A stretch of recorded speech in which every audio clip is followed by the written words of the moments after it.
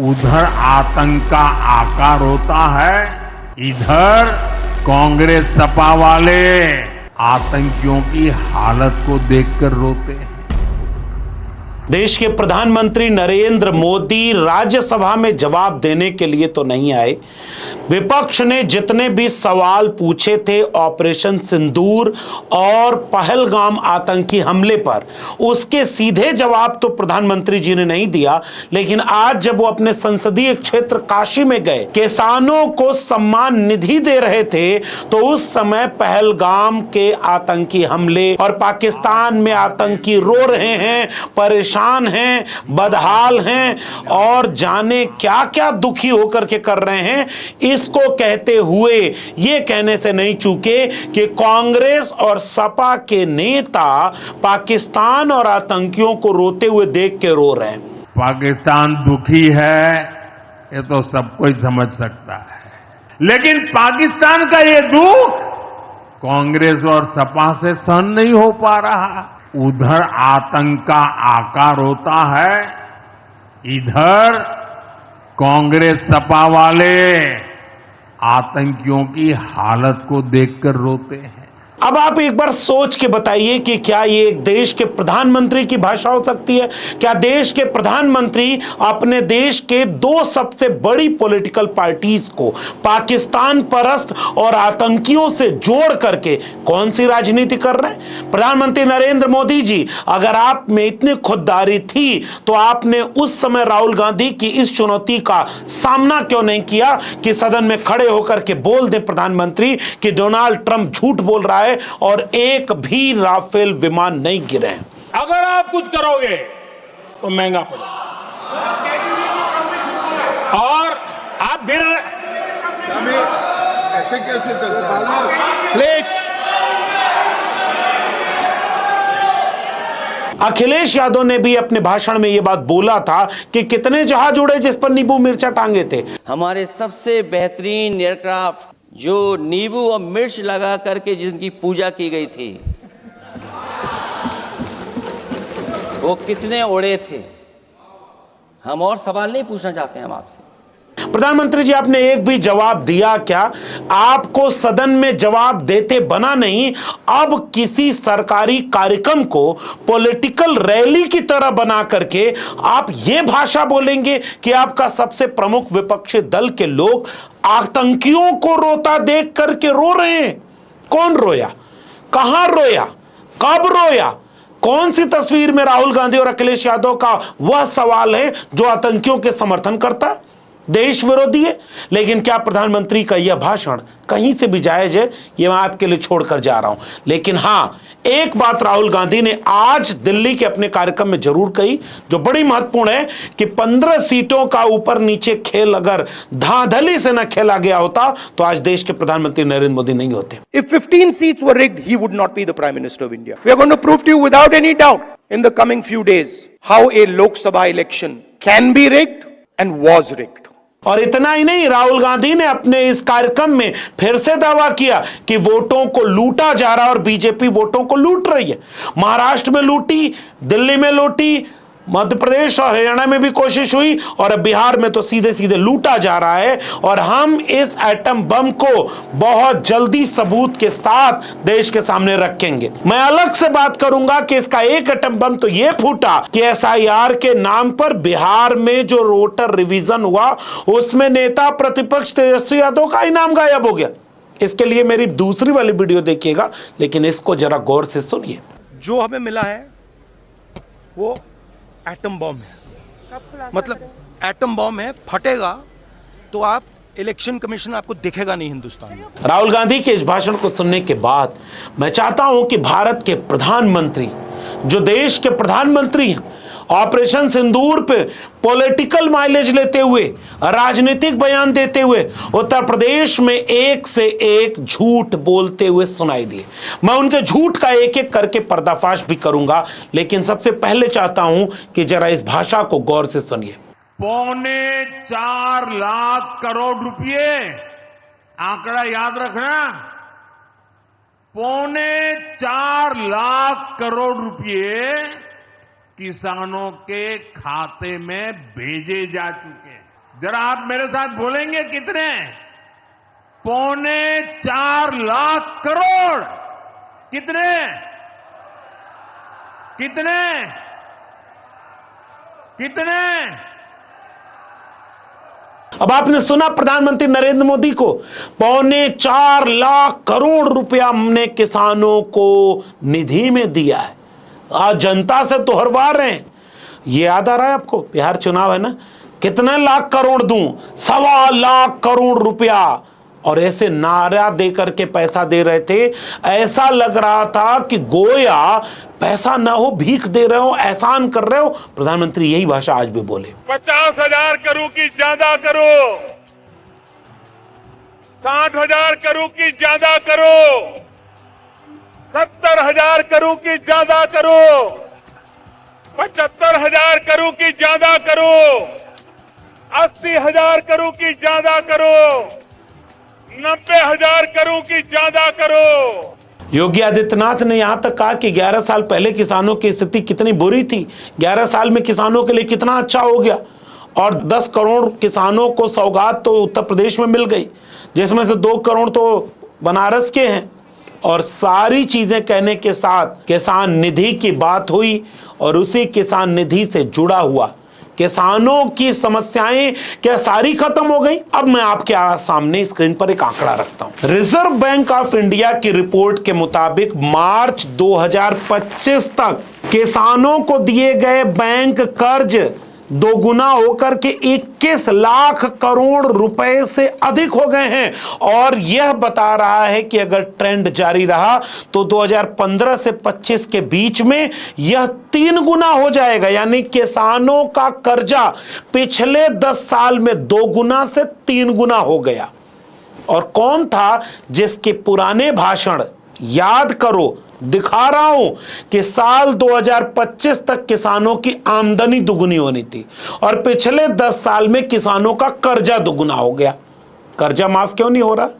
हमारी सरकार बहुत ईमानदारी से कोशिश कर रही है कि देश के किसानों को हर वो साधन संसाधन दिए जाए जिससे वो वर्ष 2022 तक अपनी आय 2 गुनी कर सके। अगर कई लाख करोड़ रुपए उद्योगपतियों का एनपीए माफ कर सकता है बैंक, नॉन परफॉर्मिंग एसेट बना करके, तो किसानों का कर्जा बढ़ता जा रहा है बैंक के ऊपर। आप पैसा देकर के किसानों की समस्या को खत्म कर देंगे। और इस कर्जे का क्या किसानों का कर्जा माफ नहीं होना चाहिए? क्या किसानों को बिजली सस्ती दी आपने? क्या किसानों को सिलेंडर 10 साल में महंगा हुआ कि नहीं? 3 गुना बिजली महंगी हुई, सिंचाई महंगी हुई, बीज खाद महंगे हुए। खाद के लिए उसी उत्तर प्रदेश में किसानों ने लाइन लगाई, लाठी खाया। सांड जो आपका प्रिय पशु था, उसको तो योगी जी बगल में बैठे हैं, उनसे आपको दूरी नहीं हुई। किसान इंतजार कर रहा है साहब कि आपको वो जवाब दे कि केवल पैसा उनके अकाउंट में दे करके उनको ये एहसास कराना कि देखो दे दिया तुमको, तुम्हारी सारी समस्या खत्म हो गई। लेकिन किसानों की समस्या पर बात ही आप नहीं करते। सपा के समय में यूपी में अपराधी बेखौफ थे और निवेशक यहां आने से भी डरते थे। लेकिन भाजपा की सरकार में अपराधी में खौफ है और निवेशक यूपी के भविष्य में भरोसा देख रहे हैं। मैं विकास की इस रफ्तार के लिए यूपी सरकार को बधाई देता हूं। एक बात गौर किया आपने, प्रधानमंत्री नरेंद्र मोदी जब बोल रहे थे कि उत्तर प्रदेश में अच्छा काम हो रहा तो मुख्यमंत्री का नाम ही नहीं लिया। उन्होंने कहा हमारी सरकार ने अच्छा काम किया। और पुलवामा पहलगाम क्या क्या बोलते रहे रे भाई। वहां पर जाकर के ये भी बोलते रहे कि उत्तर प्रदेश में कितना निवेश आ गया, कानून का राज आ गया। मैं चाहता हूं कि कानून के राज की बात जब हो तो उत्तर प्रदेश के प्रतिदिन, जैसे आज का ही एक वीडियो मैं आपको दिखा रहा हूं, समाजवादी पार्टी जो उत्तर प्रदेश की सबसे प्रमुख विपक्षी पार्टी है, वो आज के अपराधों की एक वीडियो आपको रोज एक वीडियो बनाती है।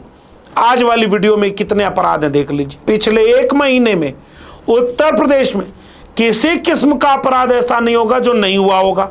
फिर कानून का राज कहां है योगी जी, मोदी जी? अच्छा, निवेश की बात हुई, कितना निवेश उत्तर प्रदेश में हुआ?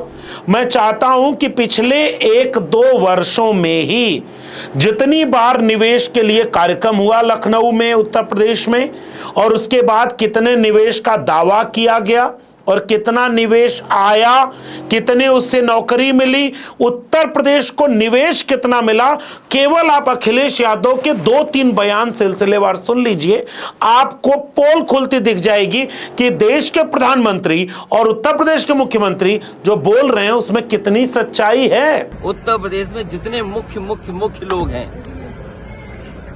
वो इन्वेस्टमेंट नहीं ला रहे हैं, वो अपनी जेबों को भरने के लिए इन्वेस्टमेंट तलाश रहे हैं। और उसका परिणाम यह है कि बेरोजगारी नंबर 1 पर है, किसान तबाह हो गया।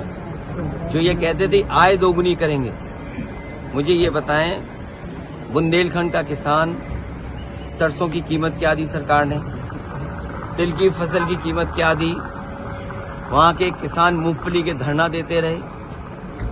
जो लोग दावा कर रहे थे कि आय दोगुनी होगी, उन्होंने गरीबों किसानों की आय को खत्म कर दिया, मंडी बनी नहीं। और जिस सड़क को प्रधानमंत्री ने बनाया, उद्घाटन किया, उद्घाटन के बाद ही से मेंटेनेंस हो रहा उस सड़क का, सोचिए आप। तो इन सारे बयानों को सुनने के बाद आपको नहीं लगता कि प्रधानमंत्री जी को जब भाषण देना चाहिए तो हर भाषण चुनावी भाषण की तरह नहीं होना चाहिए, हर भाषण विपक्ष को अपमानित करने वाला नहीं होना चाहिए? विपक्ष में तो आप भी थे साहब, और आपके लिए कभी किसी ने कैसी भाषा बोली? आज आप सपा की साइकिल और कांग्रेस को देश विरोधी, आतंकी परस्त क्या क्या बोलते जा रहे हैं। इसलिए मैं चाहता हूं कि आप ही हैं वो जो कहते थे कि लोकतंत्र में अगर आलोचना नहीं होगी तो लोकतंत्र मर जाएगा। नहीं, सॉरी, लोकतंत्र मर जाएगा। आलोचना अनिवार्य है, वरना लोकतंत्र बर्बाद हो जाएगा जी। अगर विपक्ष आलोचना करे तो लोकतंत्र मरेगा कि जिंदा होगा? प्रधानमंत्री जी अपना वाला भाषण देखने के बाद आप क्या कहेंगे?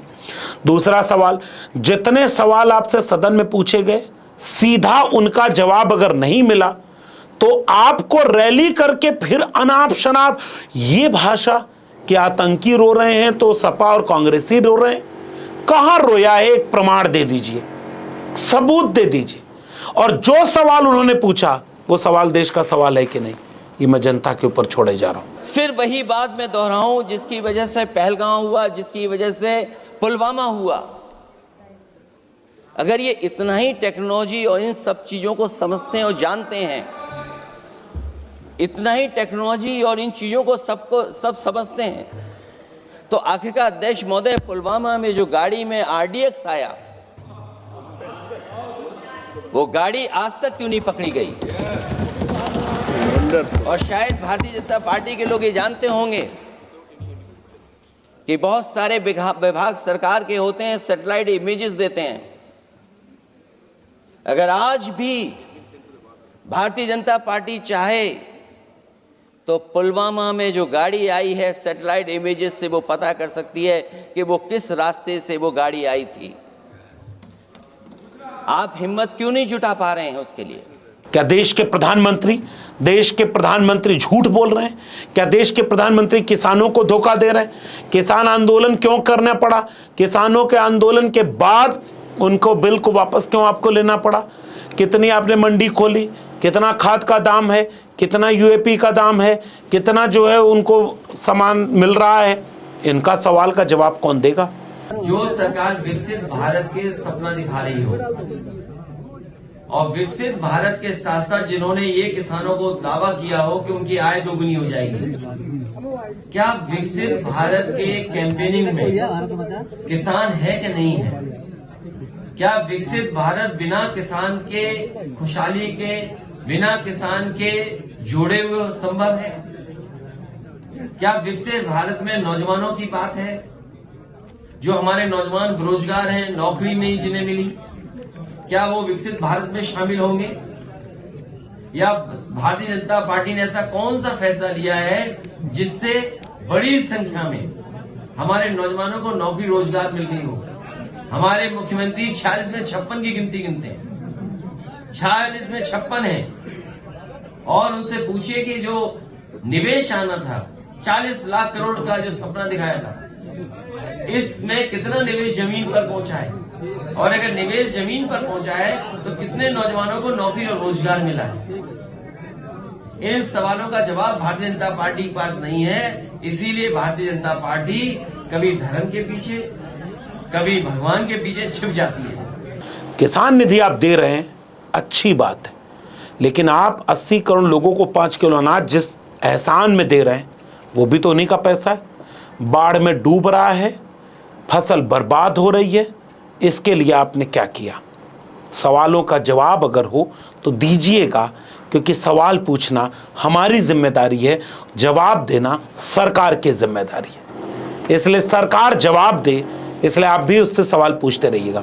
ये वीडियो पसंद आई हो तो लोगों तक शेयर जरूर करिएगा और अपनी टिप्पणी इस पर नीचे प्रतिक्रिया में जरूर दीजिएगा। अब तक मेरे चैनल को सब्सक्राइब न किया हो तो जाते थे चैनल को सब्सक्राइब करना मत भूलिए। बेल आइकॉन यानी घंटी की बटन दबाएंगे तो अगली वीडियो की सूचना मिलेगी, और ज्वाइन करेंगे तो हमें ताकत और हिम्मत मिलेगी, ताकि हम बेबाकी से अपनी बात कहते रहें। अगर आप इस वीडियो को ट्विटर यानी एक्स या फेसबुक पर देख रहे हैं तो हमें फॉलो करना मत भूलिए। फिर मिलेंगे, तब तक के लिए बहुत बहुत धन्यवाद।